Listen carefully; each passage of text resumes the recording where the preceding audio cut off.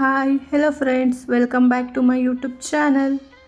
ಇವತ್ತು ನಾನು ಉಪ್ಪಿಟ್ಟು ರೆಸಿಪಿ ಹೇಳ್ತಿದ್ದೀನಿ. ಬೇಕಾಗಿರೋ ಇಂಗ್ರೀಡಿಯೆಂಟ್ಸ್: ಎಣ್ಣೆ, ಸಾಸಿವೆ, ಕಡಲೆಬೇಳೆ, ಉಪ್ಪು, ಮೆಣಸಿಕಾಯಿ, ಕ್ಯಾರೆಟ್ ತುರಿ, ಟೊಮೊಟೊ, ಈರುಳ್ಳಿ, ಕರ್ಬೇವಿನ ಸೊಪ್ಪು, ಕೊತ್ತಂಬರಿ ಸೊಪ್ಪು, ತೆಂಗಿನ ತುರಿ. ಇಷ್ಟು ಇಂಗ್ರೀಡಿಯೆಂಟ್ಸ್ ಬೇಕು.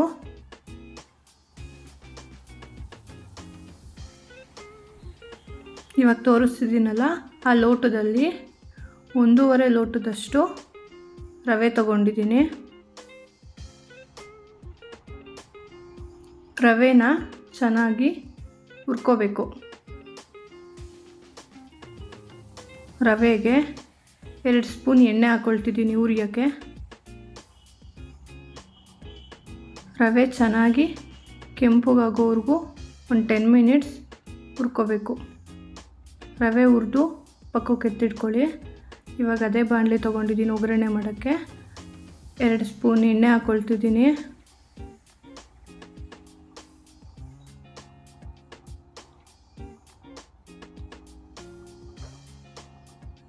ಎಣ್ಣೆ ಚೆನ್ನಾಗಿ ಕಾಯ್ದ ಮೇಲೆ ಸಾಸಿವೆ,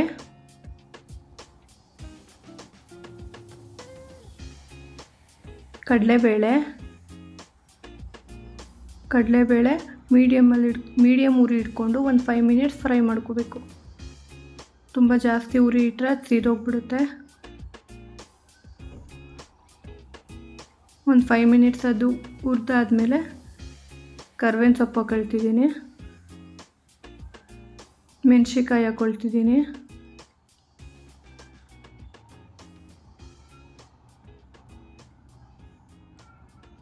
ಕಟ್ ಮಾಡಿ ಇಟ್ಕೊಂಡಿರೋ ಈರುಳ್ಳಿ ಹಾಕ್ಕೊಳ್ತಿದ್ದೀನಿ,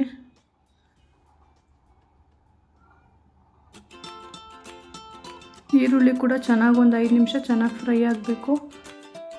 ಕ್ಯಾರೆಟ್ ತುರಿ ಹಾಕ್ಕೊಳ್ತಿದ್ದೀನಿ,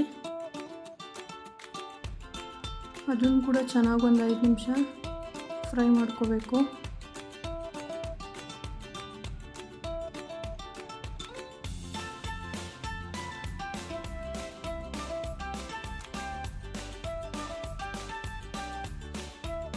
ಟೊಮೊಟೊ ಹಾಕ್ಕೊಳ್ತಿದ್ದೀನಿ,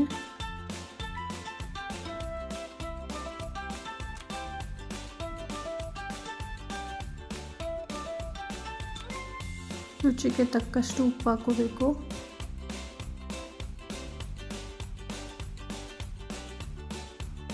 ಇದೆಲ್ಲ ಹಾಕಿ ಒಂದು 5 ನಿಮಿಷ ಚೆನ್ನಾಗಿ ಎಣ್ಣೆ ಬಿಡೋವರೆಗೂ ಬೇಯಿಸ್ಕೊಂಡಾದ್ಮೇಲೆ ನಾನು ತೋರಿಸಿದ್ನಲ್ಲ ಅದೇ ಲೋಟದಲ್ಲಿ 1.5 ಲೋಟ ರವೆಗೆ 4 ಲೋಟ ನೀರು ಹಾಕ್ತಿದ್ದೀನಿ.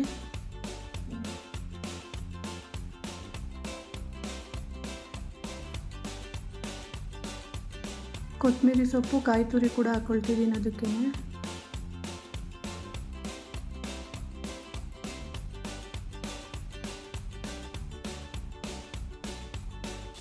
ಇದನ್ನೆಲ್ಲ ಹಾಕಿ ಒಂದು ಲಿಡ್ ಕ್ಲೋಸ್ ಮಾಡಿ ಒಂದು 5 ಮಿನಿಟ್ಸ್ ಅದು ಕುದಿ ಬರೋವರೆಗೂ ಬಿಡಬೇಕು.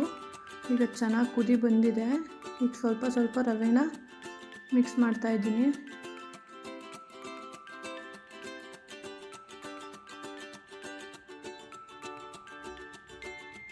ಗಂಟಿಲ್ದಂಗೆ ನಿಧಾನಕ್ಕೆ ಅದನ್ನು ತಿರುಗ್ತಾ ಇರಬೇಕು.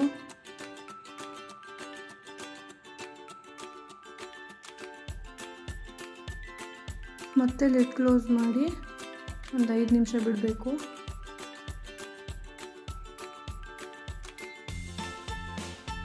ಇನ್ನೊಂದು ಸತಿ ಅದನ್ನು ನೀಟಾಗಿ ಮಿಕ್ಸ್ ಮಾಡಿ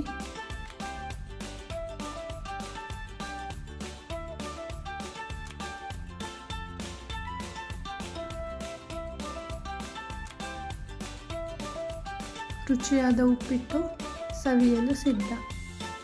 ಥ್ಯಾಂಕ್ ಯು ಫಾರ್ ವಾಚಿಂಗ್. ಹೆಚ್ಚಿನ ವೀಡಿಯೋಸ್ಗಾಗಿ ಲೈಕ್ ಮಾಡಿ, ಶೇರ್ ಮಾಡಿ, ಸಬ್ಸ್ಕ್ರೈಬ್ ಮಾಡಿ. Thank you.